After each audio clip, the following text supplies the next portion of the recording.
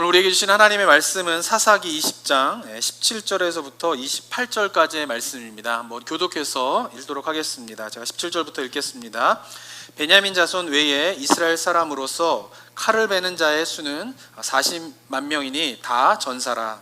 이스라엘 자손이 일어나 베델에 올라가서 하나님께 여쭈어 이르되 우리 중에 누가 먼저 올라가서 베냐민 자손과 싸우리이까 하니 여호와께서 말씀하시되 유다가 먼저 갈지니라 하시니라.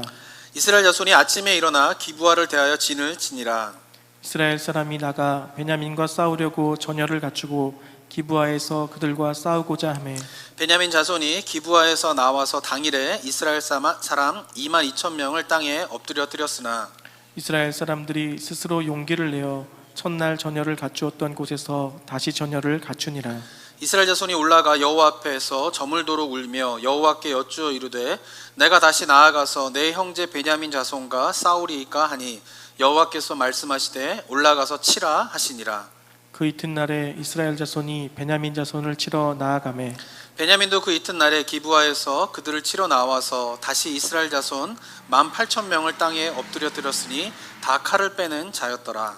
이에 온 이스라엘 자손 모든 백성이 올라가 베델에 이르러 울며 거기서 여호와 앞에 앉아서 그날이 저물도록 금식하고 번제와 화목제를 여호와 앞에 드리고 이스라엘 자손이 여호와께 물으니라. 그때에는 하나님의 언약궤가 거기에 있고 아론의 손자인 엘라살의 아들 비느하스가 그 앞에 모시고 섰더라.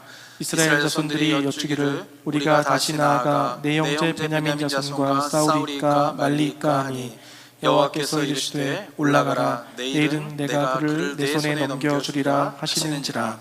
아멘. 우리가 지난주 때 살펴본 20장의 이제 전반부에서는요, 레위인과 그의 아내가 기브아에서 당한 이야기를 들은 이스라엘 연합군이죠. 연합군이 이제 이 일을 행한 사람들을 처단하기 위하여서 베냐민 지파에 이제 군사를 이제 파견을 하게 됩니다. 그래서 이제 오늘 읽진 않았는데 12절과 13절을 보면요, 이렇게 기록되어 있는데 이스라엘 지파들이 베냐민 온 지파에 사람들을 보내어 두루 다니며 이르기를 너희 중에서 생긴 이 악행이 어찌 됨이냐. 그런즉 이제 기브아 사람들 곧 그 불량배들을 우리에게 넘겨주어서 우리가 그들을 죽여 이스라엘 중에서 악을 제거하여 버리게 하라 하나 베냐민 자손이 그들의 형제 이스라엘 자손의 말을 듣지 아니하고 이렇게 기록되어 있습니다. 그래 보내가지고 기브아에서 행한 일들을 악한 일을 행한 사람들을 내놔라 이렇게 얘기를 했는데 베냐민 지파 사람들이 그거를 이제 거부를 하게 됩니다. 그래서 이제 오늘 읽은 본문부터 20장 17절부터 20장 48절까지 쭉 긴 본문인데 그 본문에 걸쳐서 이제 세 번의 전쟁을 이스라엘의 11지파와 베냐민 지파가 이제 전쟁을 벌이게 되는 내용이 20장의 내용입니다. 자, 오늘 이제 본문을 이제 읽으셨는데 그 본문의 내용에 읽으시면서 어떤 느낌을 좀 가지셨는지 모르겠습니다. 제가 지난 설교 때 이제 이스라엘의 연합군이 기브아에 군사를 파병하게 된 이유가 무엇 때문이냐면은 레위인이 그렇게 능욕을 당하긴 했지만 그 레위인이 그것을 설명할 때 자기의 그런 잘못한 것은 이야기하지 아니하고 선동을 통하여서 이야기를 하게 되고 그 레위인의 선동으로 이스라엘의 연합군이 이제 군사를 파병하게 되었다라고 이제 제가 지난 시간에 말씀을 좀 드렸습니다. 그러니까 지난주 이제 설교를 이제 들으신 분은 이스라엘 연합군이 기브아의 베냐민 지파에 이렇게 군대를 파견하는 것이 부정적인 생각으로 이제 여기면서 오늘 본문을 읽으셨을 것입니다. 그런데 이스라엘 군대가 베냐민 지파에게 보내는 것이 한 레위인의 선동으로 말미암아 이루어진 것이다라고 하는 이런 부정적인 관점으로 본문을 읽다 보면은 이제 좀 혼란스러워하는 내용이 이제 몇몇 군데 나오게 됩니다. 그것이 뭐냐면은 18절에 보면은 이렇게 기록되어 있죠.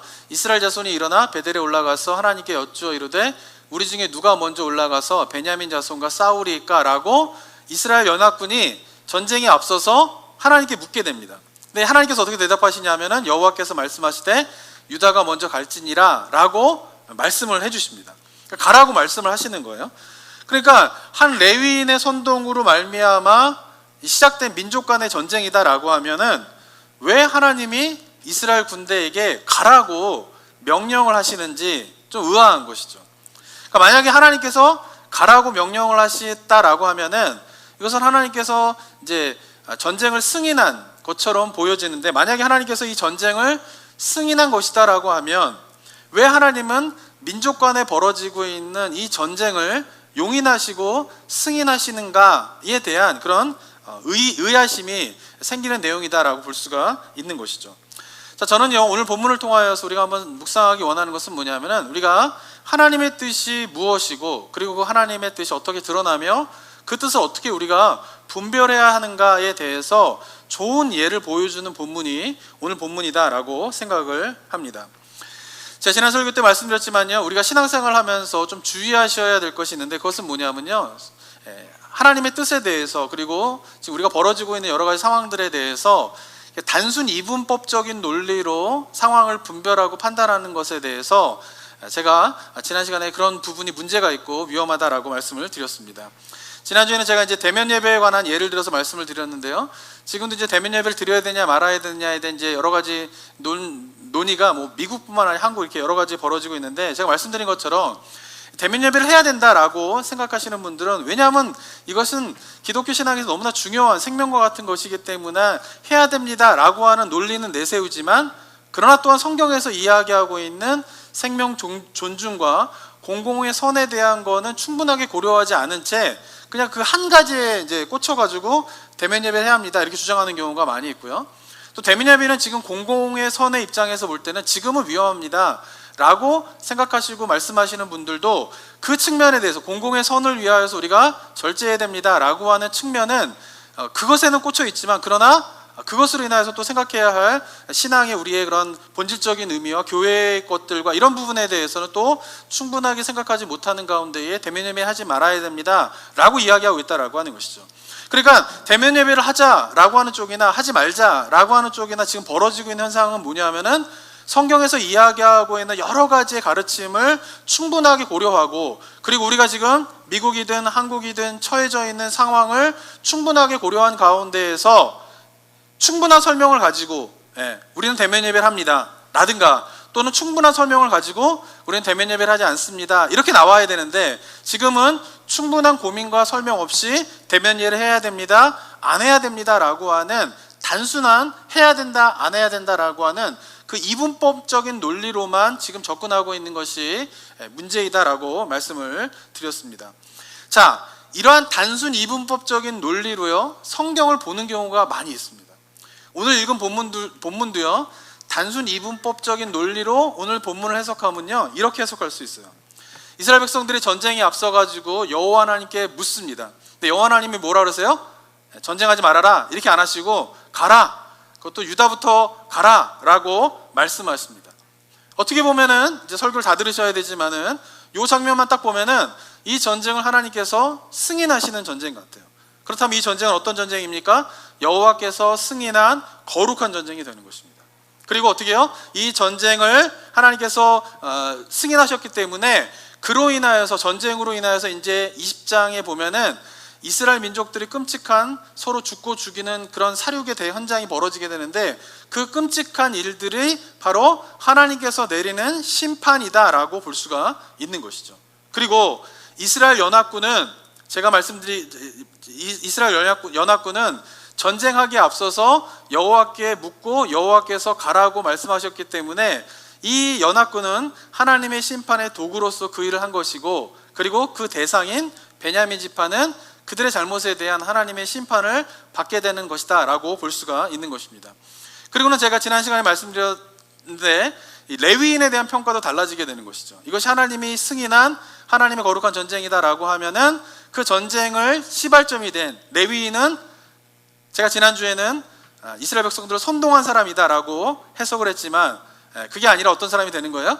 하나님의 심판의 도구로서의 역할을 하는 것이죠. 그리고 그 레위인을 능욕을 한 베냐민 지파는 어떻게 해요? 심판의 대상으로서 벌을 받게 된 것이다 라고 생각할 수 있게 된다라고 하는 것입니다. 이렇게 해석이 가능하다라고 하는 것이죠.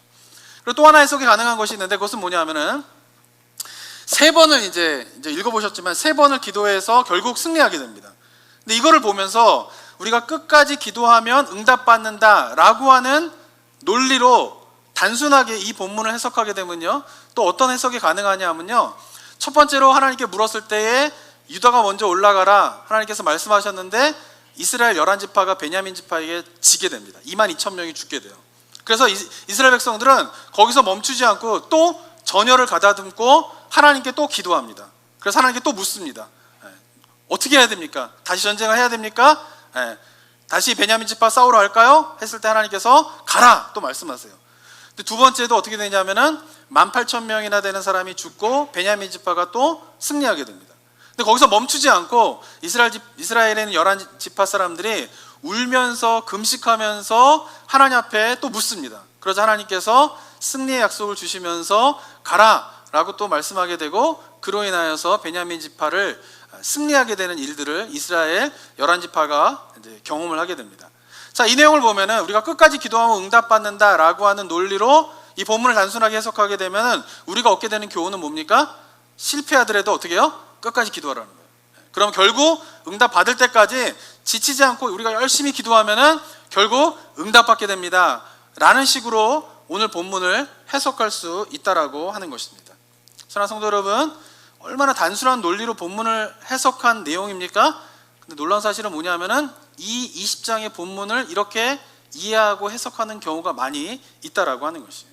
적지 않은 경우에 본문의 사사기 20장 이렇게 이해하는 경우가 많이 있다라고 하는 것입니다. 그리고 많은 그리스도인들이 성경을 해석할 때 이렇게 단순 이분법적으로 성경을 보는 거가 굉장히 익숙해져 있어요.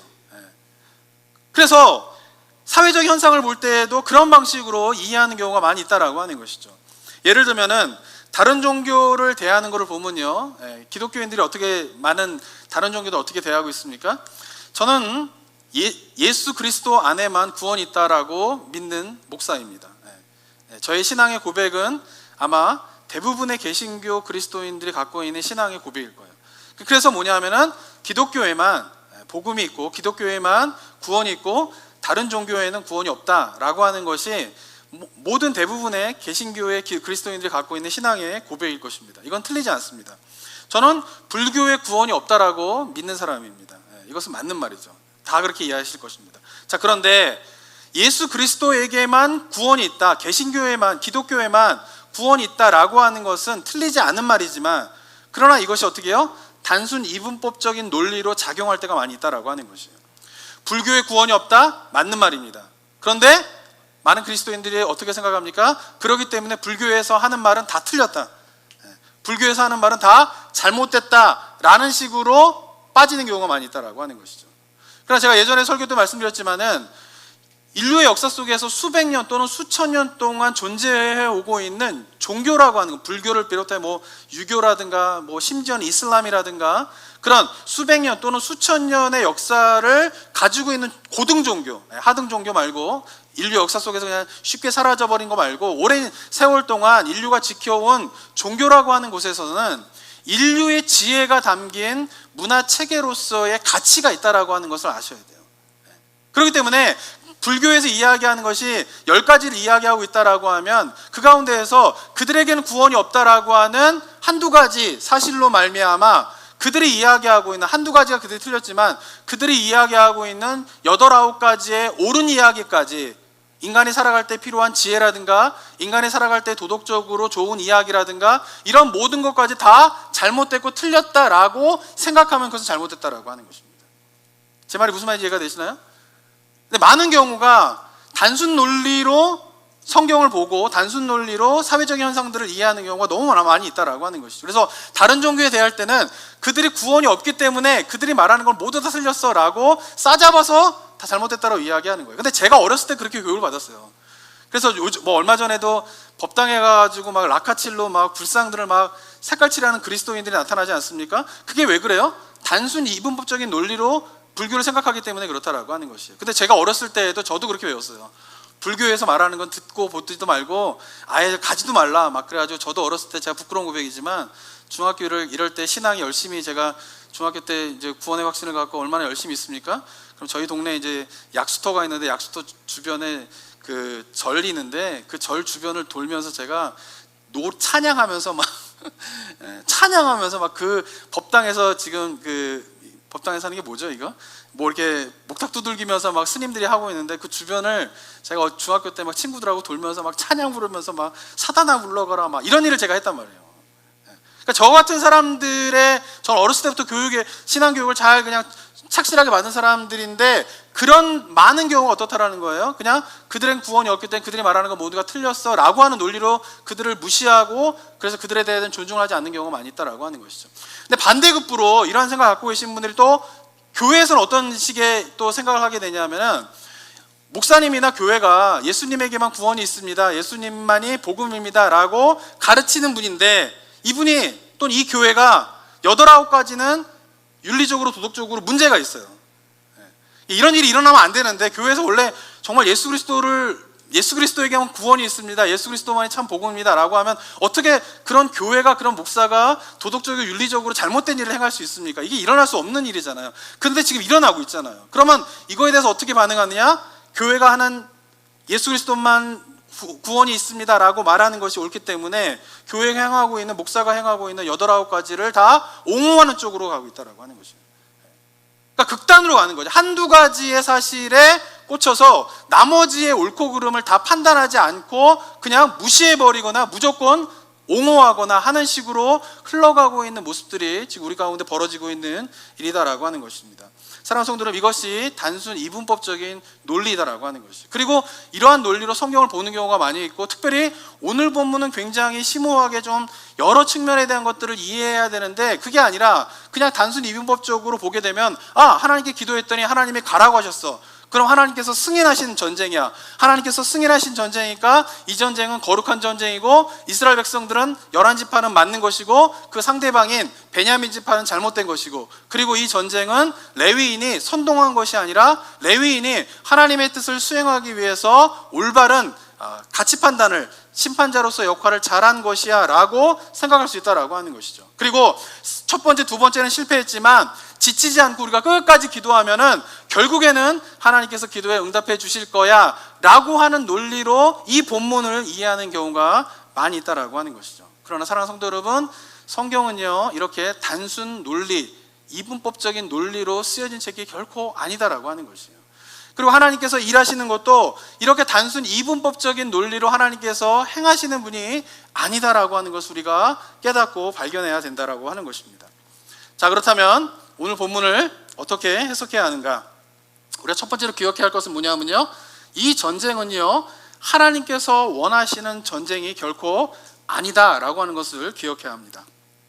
이 전쟁은 지난 시간에 말씀드린 것처럼 한 레위인의 선동회로 시작된 것이고, 그것에 대한 진위 여부를 가리지 않고 레위인의 선동에 넘어간 이스라엘 백성들이 일으킨 그들의 전쟁인 것이죠.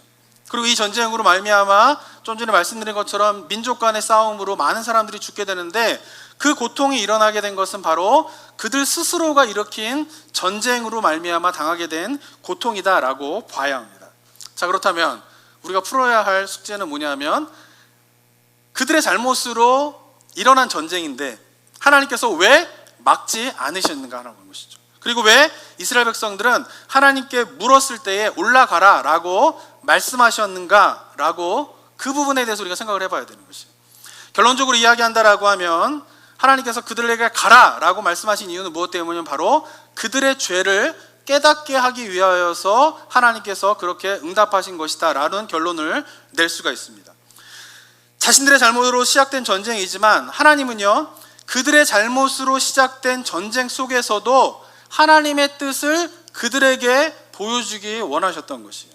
자신들의 죄가 무엇인가를 스스로 일으킨 전쟁을 통하여서, 그들 스스로가 일으킨 고통을 통하여서 그들의 죄가 무엇인가를 깨닫게 하기 위하여서 이스라엘 백성들의 질문에 대답을 하셨다라고 볼 수가 있는 것입니다.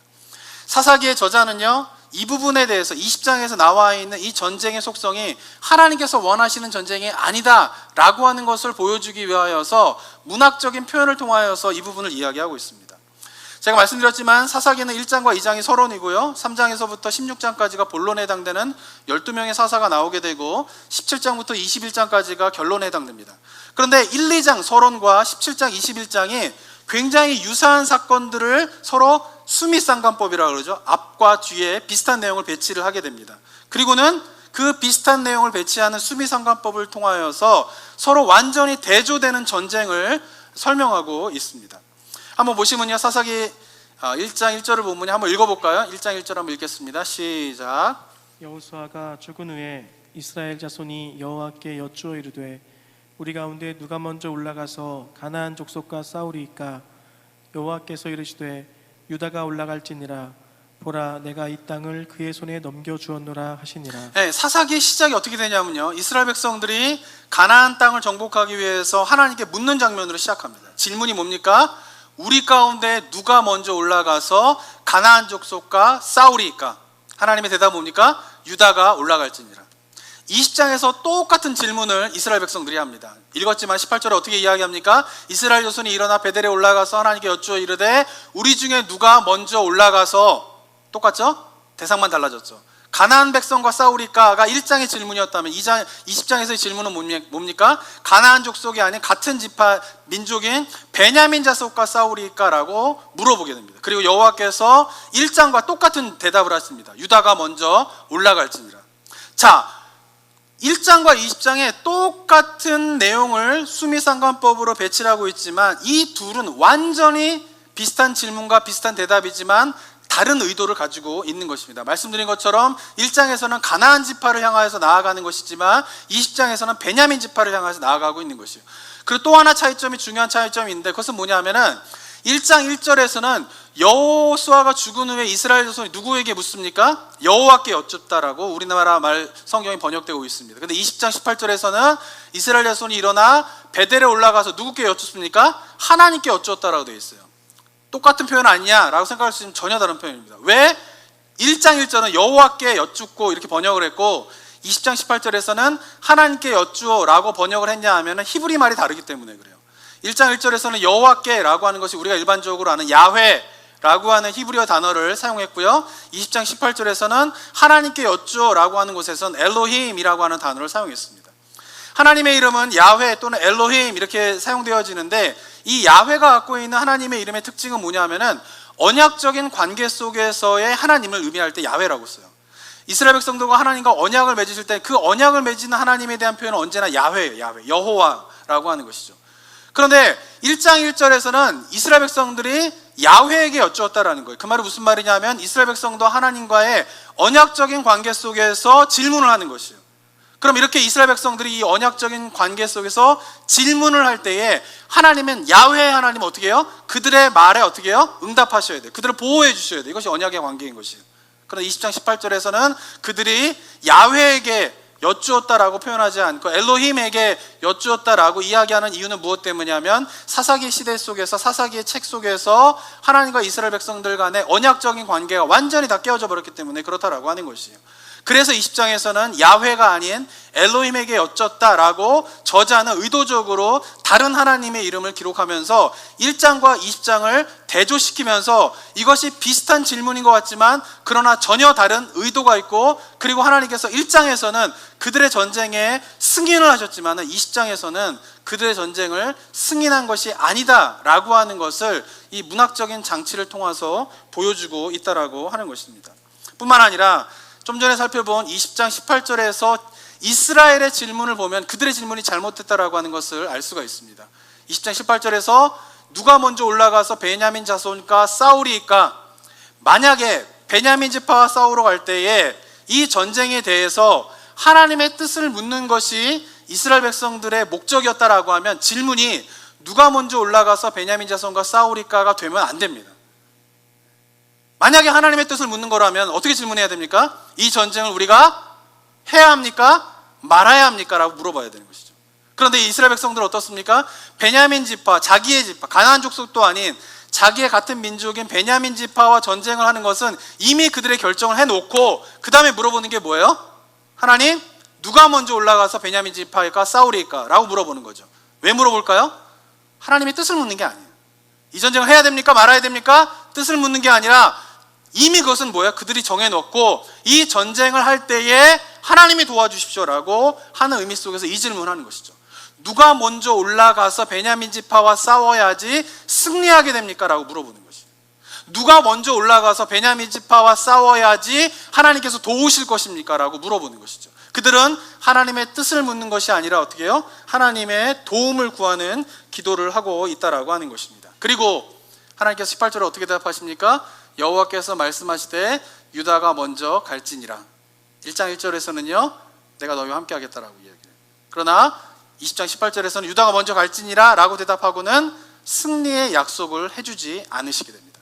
그리고 이 대답을 들은 이스라엘 백성들은 베냐민 지파와 전쟁하러 가서 수적으로 보면은 당연히 11지파의 연합군이 이겨야 함에도 불구하고 베냐민 지파에게 22,000명이라고 하는 커다란 군사가 죽임을 당하면서 베냐민 지파에 패배하게 되는 일들이 일어나게 된다라고 하는 것입니다.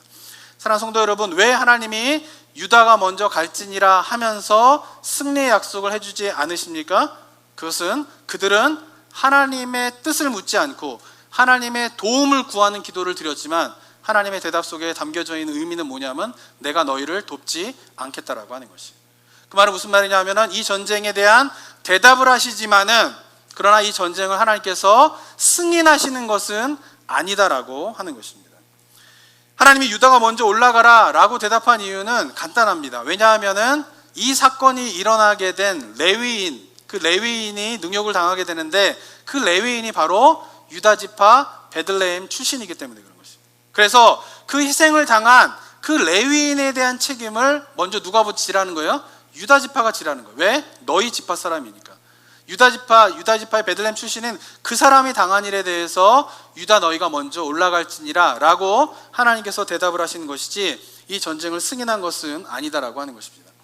저는요 이것이 굉장히 중요하다고 생각합니다. 어떤 문제가 발생하면요 어떻게 해요? 우리가 그 문제에 대한 원인들을 하나님께 자꾸 돌리는 경우가 있어요.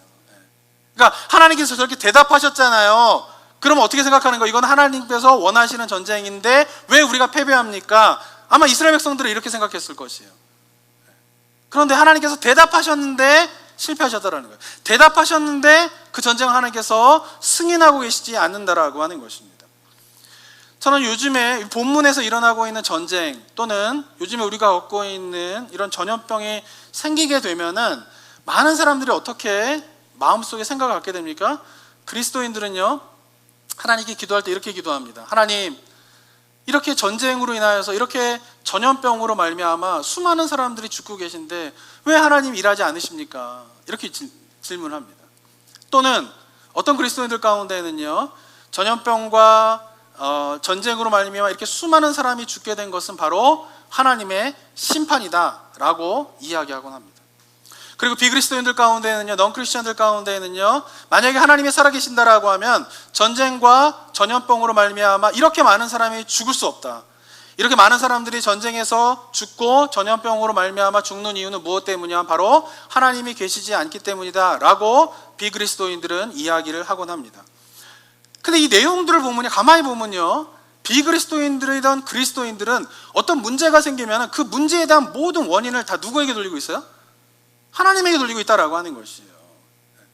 하나님께서 주권 가운데 계신다라고 하면 그 일은 하나님에게 책임이 있다라고 생각하는 거죠. 만약에 하나님의 주권 아래 있다라고 하면 그런 일들은 일어나지 않아야 된다라고 단순 논리로 생각을 하는 것이에요. 근데 오늘 본문을 보면요, 하나님께서 말씀하시는데 패배한다라고 하는 거죠. 하나님께서 말씀하시는데 전쟁이 일어나게 된다라고 하는 것이에요. 그 말은 무슨 말이냐 하면 우리 가운데 벌어지고 있는 전쟁과 전염병의 많은 경우는 뭐예요? 인간의 잘못 때문에 그런 것이에요. 오늘 본문의 전쟁이 이스라엘 백성들 그들의 스스로의 전쟁을 그들의 그런 탐욕 때문에 그들의 그런 마음의 그런 죄 때문에 일어난 전쟁인 것처럼 우리가 겪고 있는 많은 고통은 인간의 죄로 말미암아 생겨난 것이다라고 하는 것이죠. 그런데 하나님께서 그렇게 인간의 잘못으로 생겨난 전쟁과 전염병 가운데에서도 그의 백성들에게 무엇인가 깨닫고 말씀하기 위하여서 일하고 계신다라고 하는 것을 우리가 봐야 한다라고 하는 것이에요.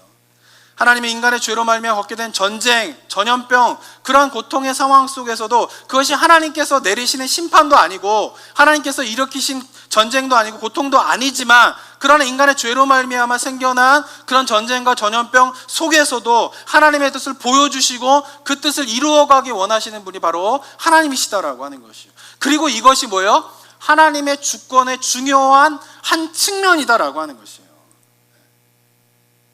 이게 되게 중요하다라는 것이에요. 하나님의 주권 이러면 어떻게 생각해요? 이게 이 전쟁이 하나님의 주권 아래에 있다라고 생각하면 어떻게 생각해요, 우리는? 만약에 하나님께서 원하시지 않으면은 이스라엘 백성들이 전쟁을 하러 갈 때에 전쟁하지 마! 묻지도 않고 있는데 하나님이 딱 그냥 막아버리죠. 그게 하나님의 주권이에요. 그죠? 하나님이 원하시니까 뭐예요? 전쟁이 일어난 거야. 이런 식으로 생각한다라는 거예요. 하나님의 주권에 대해서. 원하시지 않다면 전쟁이 일어나지 말아야지. 원하시지 않다면은 전염병이 일어나지 않아야지. 이렇게 생각한다는 거죠. 전염병이 일어났고 전쟁이 일어났다라고 하는 건 뭐예요? 하나님께서 허락하셨다라는 거예요. 하나님께서 어떻게 해요? 그것을 일으키셨다라는 거예요. 왜? 하나님 모든 것은 하나님의 주권 아래에 있다라고 하니까. 이렇게 생각하는 경우가 되게 많이 있다라는 거예요. 물론 하나님의 주권이라고 하는 것이 전쟁이 일어나게 하실 수도 있고 일어나지 않게 하실 수도 있는 하나님의 주권의 한 측면이 있는 건 사실입니다. 하나님께 원하시지 않으시면 안 일어날 수도 있는, 그것이 하나의 주권의 측면인 것도 맞는 거예요. 성경은 그것에 대한 이야기도 하고 있어요. 그런데 하나님의 주권이라는 것은 단순히 일어나면 하나님의 주권 아래에 있는 거고 일어나지 않으면은 주권 아래에 있지 않은 거, 이런 논리가 아니라는 거. 하나님이 원하시면은 행하게 하시고 원하지 않으시면 못하게 하시고, 이런 단순 논리가 아니라는 것이에요. 하나님의 주권의 한 측면은 뭡니까? 인간의 죄 가운데에서 그들의 죄로 말미암아 여러 가지 고통과 문제가 일어나고 있는데, 하나님의 주권이 있다면 그것들 다 갑자기 한순간에 없애버리고 쓸어버리고 막 이런 것만이 주권이 아니라, 그 인간의 죄로 말미암아 전염병도 일어나고 전쟁이 일어나서 여러 가지 고통 가운데 있는데, 그러나 여전히 그 가운데에서 하나님께서 하나님의 뜻을 보여주시려고 하고 그 뜻을 백성들이 깨닫게 하시려고 하는 그 하나님의 일하심, 그것이 바로 하나님의 주권의 중요한 또 다른 측면이다라고 하는 것을 우리가 생각해야 된다라고 하는 것이죠. 이렇게 하나님의 주권에 대한 것도 좀 다양한 측면 속에서 성경에서 이야기하고 있는 것을 우리가 폭넓게 이해하는 가운데에서 하나님의 주권을 바라보는 것이 굉장히 중요하다라고 하는 것이죠. 자, 그렇다면 하나님의 뜻과 상관없는 이스라엘 백성들 스스로가 일으킨 전쟁을 통하여서 하나님께서 보여주고자 하는 하나님의 뜻은 무엇일까요? 하나님은 왜 같은 민족 가운데 전쟁을 일으키는, 이것을 원하시지 않는 그 전쟁을 막지 않으시고 이스라엘 백성들의 질문에 3번이나 대답을 하시는 걸까요? 그 의미, 뜻은 뭐냐면 바로 사사기 17장 21절의 결론 부분에 해당되는데, 이 결론 부분에 반복적으로 나오는 표현들이 있습니다. 그것이 뭐냐면은 17장 6절에 보면요, 한번 읽어볼까요? 시작. 그때는 이스라엘에 왕이 없으므로 사람마다 자기 소견에 옳은 대로 행하였더라. 네, 17장에 왕이 없었으므로 18장 1절에 그때에 이스라엘에 왕이 없었고, 단지파는 19장 1절에 이스라엘에 왕이 없을 그때에, 21장 25절에 그때에 이스라엘에 왕이 없었으므로. 결론 부분에 해당되는 17장부터 21장에 가장 많이 반복되는 말이 뭐예요? 이스라엘에 뭐가 없었다라는 거예요? 왕이 없었다라는 거예요. 그래서 제가 지난번 설교 때도 말씀드렸지만 단순히 이스라엘 다스릴 인간으로서의 왕이 없었다 이런 의미가 아니라, 이스라엘의 왕은 여호와 하나님인데 그 여호와 하나님의 뜻을 쫓지 않고 그 여호와 하나님을 왕으로 인정하지 않는 이스라엘 백성들의 모습을 의미하는 것이에요. 그러니까 왕이 있었지만 그 왕이 여호와 하나님인데 그 왕을 어떻게 해요? 없는 것처럼 행동한다라는 거예요. 그래서 17장 6절과 21장 25절, 21장 25절은 사사기의 맨 마지막 구절이에요. 그 맨 마지막 구절에서 반복되는 한 가지가 더 있습니다. 그것이 뭐예요? 21장 25절 한번 읽어볼까요? 시작. 그때에 이스라엘에 왕이 없으므로 사람이 각기 자기의 소견에 옳은 대로 행하였더라. 반복해서 이야기하는 또 다른 게 뭐니까 자기의 소견대로 옳은 대로 행하였다라는 거예요. 그게 무슨 말이냐면, 이스라엘에 왕이 없었다라고 하는 건 뭐냐면은 여호와 하나님이 그들의 왕임에도 불구하고 그 왕을 있지 않은 것처럼, 존재하지 않은 것처럼 그들은 여기겠고 하나님의 뜻을 쫓지 아니하고 자신들의 뜻에 따라 행동하였다라고 하는 것이 사사기의 결론이에요. 사사기에서 이스라엘 백성들이 범한 가장 심각한 죄는 뭐냐면은 왕이신 여호와 하나님이 계신데 그 여호와 하나님을 왕으로 인정하지 않고 마치 없는 것처럼 그 뜻을 구하지도 않고 순종하지도 않고 쫓지도 않으면서 자기의 소견에 자기의 뜻대로 행하였다라고 하는 것이 바로 사사기에 나타난 이스라엘 백성들의 죄이다라고 하는 것입니다. 그리고 이러한 모습이 우리가 오늘 읽은 20장의 전쟁의 내용 속에서도 그대로 나타나고 있다라고 하는 것이요. 이스라엘 여러 군대는 베냐민과 전쟁을 하면서 이 전쟁이 하나님이 원하시는 것입니까? 아니면 원하시는 것입니까? 라고 하는 하나님의 뜻을 묻지 않아요. 사사기 역사 속에서 하나님의 뜻을 묻고 그 뜻에 순종하려고 하지 않은 그 이스라엘 백성들이 그대로 같은 민족인 베냐민 지파와 전쟁을 하면서도 하나님의 뜻을 묻지 않아요. 그리고 뭐예요? 말씀드린 것처럼 도움을 구하는, 하나님의 도움을, 내가 승리를 얻기 위하여서 하나님의 도움을 구하는 것만 구하고 있다라고 하는 것이죠. 그것이 뭐예요? 18절에서 누가 먼저 올라가 베냐민 자손과 싸우리까? 라고 하는 말인 것입니다. 자, 그런데 이 전쟁으로, 이 가라라고 하나님의 말씀으로 이스라엘 백성이 전쟁에 실패했음에도 불구하고 두 번째 전쟁에서는 이스라엘 백성들이 이렇게 또 하나님께 질문을 하게 됩니다. 23절 한번 또 읽어볼까요? 시작. 이스라엘 자손이 올라가 여호와 앞에서 저물도록 울며 여호와께 여쭈어 이르되 내가 다시 나아가서 내 형제 베냐민 자손과 싸우리까 하니 여호와께서 말씀하시되 올라가서 치라 하시니라. 네, 여호와 앞에서 해가 저물도록 울면서 그들이 하나님 앞에 기도했단 말이에요. 그런데 그 울면서 기도하고 난 다음에 질문은 뭡니까? 내가 다시 가서, 다시 한번 가서 내 형제 베냐민 자손과 싸우리까? 라고 하는 것이죠. 이 말은 무슨 말이에요? 이번에 우리가 울면서 기도했으니까 또 한 번 가면 하나님 승리할 수 있습니까? 또 한 번 가면 하나님 우리를 도우실 것입니까? 라고 물어보는 것이죠. 역시 여호와께서 올라가라 하지만 승리의 약속을 주지 않았어요. 그리고 이 두 번째의 전쟁을 통하여서도 베냐민 지파는 이스라엘의 연합군을 18,000명을 죽이면서 베냐민의 승리로 끝나게 됩니다. 두 번의 전쟁을 거치게 되면서 이스라엘 백성들 가운데 조금씩 변화가 일어나게 됩니다. 26절에 보면요, 이에 온 이스라엘 자손 모든 백성이 올라가 베델에 이르러 울며 거기서 여호와 앞에 앉아서 그날이 저물도록 금식하고, 달라졌죠? 그 다음에 뭐예요? 번제와 화목제를 여호와 앞에 드리고, 27절에 이스라엘 자손이 여호와께 물으니라 그때 하나님의 언약궤가 거기 있고, 하나님의 뜻을 물을 때는 어디서 해야 돼요? 언약궤 앞에서 해야 되는 거예요. 그러니까 조금 달라진 점은 뭐냐 하면은 율법에 기록한 하나님의 뜻을 물을 때의 절차를 밟고 있는 거예요. 그들이 금식하고 번제를 드리고 그리고 그냥 묻는 것이 아니라 언약궤 앞에서 묻는 것이죠. 그리고는 28절에서 이렇게 묻게 됩니다. 한번 읽어볼까요? 시작. 아론의 손자인 엘라살의 아들 비느하스가 그 앞에 모시고 섰더라.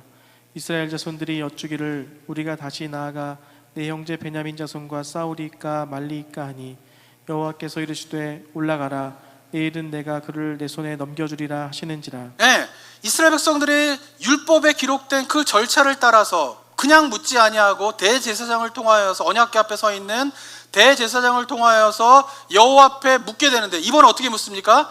내 형제 베냐민 자손과 싸우리까 말리까. 무엇을 묻는 거예요? 이제는 하나님의 뜻을 묻는 그 물음을 할 때에 여호와 하나님께서 어떻게 해요? 내일은 내가 그를 내 손에 넘겨주리라 라고 하는 뭐를 주시는 거예요? 승리의 약속도 주시게 되는 것이죠. 그리고 이스라엘 백성들이 세 번째로 베냐민 지파를 공격하러 가게 됐을 때 결국 베냐민 지파를 정복하고 승리하게 되는 일들이 일어나게 됩니다. 하나님의 승리의 약속을 받고 연합군이 올라가서 승리를 하긴 했어요. 그런데 착각하지 말으셔야 될 거는 제가 얘기했지만 이 전쟁은 여호와 하나님이 승인한 전쟁은 아니라는 거예요. 아이러니컬하죠? 하나님이 가라 그래서 가서 전쟁하는데 마지막에는 여러 가지 하나님의 뜻을 물으면서까지 하나님께서 가라 승리의 약속까지 했는데, 근데 우리가 알아야 될 거는 이거는 결코 하나님께서 원하시는 전쟁이 아니라는 것이에요. 왜? 요 본문만 보면은 그렇게 해석하는 게 가능해요. 그래서 성경을 볼 때 주의하셔야 될 거는 그 본문만 보면 이런 해석이 가능한 거예요. 그런데 성경 어떻게 보셔야 돼요? 앞뒤 문맥을 보셔야 되는 거예요. 그리고 그래서 성경을 읽으실 때에는 하나님 우리에게 오늘 저에게 은혜 주시는 말씀 주세요. 할렐루야. 이렇게 하시면 안 돼요. 책별로 보셔야 되는 거예요. 묵상을 하실 때, 일일 묵상하실 때에도 시편 1편부터 쭉 가셔야 되고 잠언 1장부터 쭉 가셔야 돼요. 제가 설교를 할 때에도 책별로 설교하는 이유가 있어요. 본문을 셀렉트해서 설교를 하게 되면은 앞뒤 문맥에 대한 것들을 다 잘라 먹게 되고 그 본문만 볼 때 나오는 잘못된 해석들이 나오는 경우가 많이 있다는 것이죠. 오늘 본문도 그냥 우리가 만약에 저도 앞뒤에 있는 거를 보지 않고 쭉 지금 사사기를 설교하지 않는 가운데에서 이 본문만 보면은 어떻게 볼 수 있어요? 이 전쟁은 하나님께서 우리에게 주신, 이스라엘 백성들에게 주신 전쟁이다라는 것이에요. 그리고 우리가 열심히 끝까지 기도하면 어떻게 해요? 하나님께서는 결국 응답하십니다 라고 설교할 수 있는 거예요. 은혜도 받으실 거예요. 근데 성경이 이야기하고 있는 본질적인 내용은 아닌 것이죠. 은혜를 받는다고 그게 다 성경의 진리가 아니에요. 성경의 진리는 은혜를 가져다 줍니다. 근데 은혜를 받는다고 그게 다 성경의 이야기가 아닌 경우가 너무 많이 있다는 것이에요. 그래서 보면은 이 전쟁은 결코 민족 간에, 같은 민족 간에 싸우는 것을 하나님은 결코 원하지 않았어요. 그런데 그들의 죄로와 욕심 때문에 그 전쟁이 일어났지만 하나님께서 이스라엘 백성들에게 저렇게 세 차례나 대답을 하신 두 가지 이유가 있는 것입니다. 첫 번째는 뭐냐면은 좀 전에 말씀드린 것처럼 사사기 시대의 이스라엘 백성들이 가장 심각한 죄가 하나님의 뜻을 묻지 않는 것이 그들의 죄인데 그 하나님의 뜻을 묻는 훈련을 시키는 거예요. 너희들이 하나님의 뜻을 묻지 않는 것이 너희들의 죄이다라고 하는 것을 이 비참한 전쟁을 통하여서 좀 깨닫게 하시려고 하나님께서 이런 과정을 거치신다라고 하는 것이죠. 그리고 두 번째 이유가 있는데요. 두 번째 이유는 바로 베냐민을 포함한 이스라엘의 12지파 모두는 하나님 앞에서 범죄한 것이에요. 그리고 하나님 앞에 범죄한 그 죄에 대한 형벌을 하나님께서 직접 전염병을 보내시거나 전쟁을 일으켜서 심판하시는 것이 아니라, 아니면 직접 칼을 들고 죽이시면서 그 죄에 대한 심판하시는 것이 아니라 그들 스스로의 욕심대로 벌어진 그 고통을 통하여서 그 12지파가 범한 죄에 대한 형벌을 내리시고 계신다라고 하는 것이죠. 베냐민의 잘못은 무엇입니까? 기브아에서 불량배들이 레위인의 첩을 그렇게 능욕했다면 베냐민 지파 사람들이 그 불량배를 처단했어야 되죠. 그들 어떻게 돼요? 심판하고 그들 자체적으로 그것이 죄임에 대한 것들을 선언하면서 그들에 걸맞는 형벌을 줬어야 하는 것이죠. 그리고 이스라엘 지파가 와서 그 사람들을 내놓으라 했을 때에 베냐민 지파가 그 사람들과 더불어서 하나님의 공의와 정의를 실현한 일을 했었어야 하는 것이죠. 그런데 베냐민 지파는 그 일을 하지 않은 것이죠. 그리고 11지파의 잘못은 무엇입니까? 레위인의 마치 자기의 개인의 그런 것을 마치 하나님의 뜻인 것처럼 선동을 하는 그 레위인의 말만 믿고 진위 여부를 따지지 않고 그냥 같은 민족을 공격하러 죽이려고 그들이 결정한 그 결정이 바로 11지파의 잘못인 것입니다. 그리고 이 모든 것들은 하나님 앞에서 범죄한 사실인 것이죠. 그리고 그 범죄에 대한 심판을 하나님께서 그들이 일으킨 전쟁을 통하여서 형벌을 당하게 하신다라고 하는 것이죠. 사사기 역사가 어떻습니까? 이방 민족을 세우셔서 이스라엘 백성들에게 너희들이 잘못했으니 회개하라 라고 이야기하시고, 사사를 보내셔서 너희들이 잘못했으니 회개하라 라고 이야기하시지만, 그러나 고통 가운데에는 주님 제가 잘못했습니다 라고 회개하던 그 이스라엘 백성들이 그 고통이 사라지게 되면 언제 그랬냐는 듯이 다시 죄로 원점으로 돌아가 하나님 앞에 죄를 짓는 그 모습이 12번이나 반복되고 있었다라고 하는 것이에요. 아무리 이방 민족을 통하여서 아무리 사사를 보내어서도 그들의 죄가 나아지지 않고 회개함을 깨닫지 못하고 하나님의 뜻을 묻지 않는 것이 그들에게 얼마나 심각한 죄인가에 대해서 깨닫지 못하는 그들에게 하나님께서 마지막으로 내리신 심판의 방법은 무엇이냐면 로마서 1장에 기록한 것처럼 그냥 내어버려 두시는 거예요. 로마서 1장에서 가장 무섭게 하나님이 인류를 심판하실 때에 어떻게 심판하신다고 그랬어요? 그냥 내어버려 두는 거예요. 그냥 내어버려 두면 어떻게 되는 거예요? 인간이 하고 싶은 대로 자기가 원하는 대로 다 하다 보면, 이스라엘 백성들이 원하는 대로 살다 보면 그들 가운데 욕심으로 말미암아 전쟁이 일어나게 되고 전염병이 일어나게 되고 사회적 여러 가지 문제가 일어나게 되면서 그들 스스로가 일으킨 그 문제로 말미암아 생기는 고통이 그들의 죄에 대한 형벌이 되게 되는 것이 하나님의 가장 무서운 심판이다라고 하는 것이죠. 저는 이런 하나님의 심판의 다양성에 대한 것도 우리 성도님들이 잘 인식을 하면서 이 시대에 지금 벌어지고 있는 여러 가지 현상들을 분별하실 수 있어야 된다라고 하는 것입니다. 사랑하는 성도 여러분, 지금 이 시대도 똑같은 일들이 벌어지고 있어요. 저는 사사기 17장, 21장을 묵상하면서요, 정말 섬찟 놀라게 돼요. 너무나 이 시대 가운데 벌어지고 있는 일들이 제가 목회자니까 17장, 21장을 묵상하면서 내가 목사로 어떻게 살아가야 되는지, 목사로서 내가 뭘 조심해야 되는지를 마음속에 뼈저리게 막 새기면서 제가 묵상을 하고 있습니다. 너무나 사사기 17장, 21장에서 벌어진 일들이 그대로 이 땅 가운데서 벌어지고 있다고 하는 것이죠. 지금 우리가 당하고 있는 고통, 그것은 무엇 때문입니까? 인간의 죄로 인한 것이에요. 자연에 대해서, 하나님에 대해서, 또는 인간 서로에 대해서 저지른 죄로 말미암아 여러 가지 고통의 행보가 생겨나게 되고, 결국 그 고통으로 말미암아 인간이 스스로가 저지른 죄에 대한 형벌을 받고 있다라고 하는 것을 우리가 기억해야 된다라고 하는 것입니다. 사랑하는 성도 여러분, 이럴 때에 우리가 해야 할 일이 무엇입니까? 바라기는 우리 모두가 좀 모든 걸 좀 내려놓고 정말 하나님의 뜻을 묻는 기도를 드리시는 우리 성도님 되셨으면 좋겠습니다. 우리 성도님들 요즘 기도를 한번 보세요. 무슨 기도를 드리시나? 이스라엘 백성들처럼 하나님의 뜻을 묻는 기도가 아닌 그저 하나님의 도움만을 구하는 기도를 드리고 있습니까? 하나님의 뜻이 무엇인지는 이미 자기가 다 정해버렸어요. 이스라엘 백성들처럼. 그리고는 하나님의 도움만을 구하는 기도를 드리고 있지 않은지 우리가 돌아보기를 원합니다. 바라기는 저와 여러분들이 이 시간 이후부터 좀 하나님 앞에 간절한 마음으로 하나님의 뜻이 무엇입니까? 하나님의 뜻이 무엇입니까? 이 시대를 향한, 이 교회를 향한, 나를 향한 하나님의 뜻이 무엇입니까? 라고 하는 그 진지한 기도가 우리 성도님들이 개인적으로 집에서 드리는 기도의 시간 가운데에 울려 퍼지는 부르짖음이 되기를 원합니다.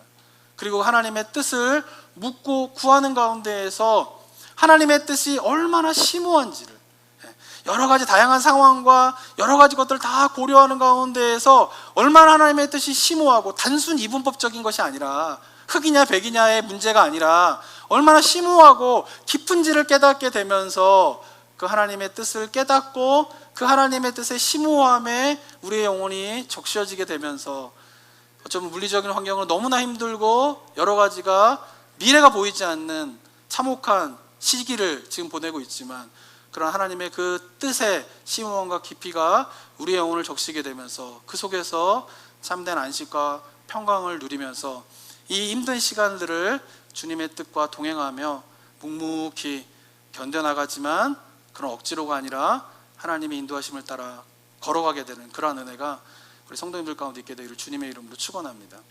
함께 기도하도록 하겠습니다.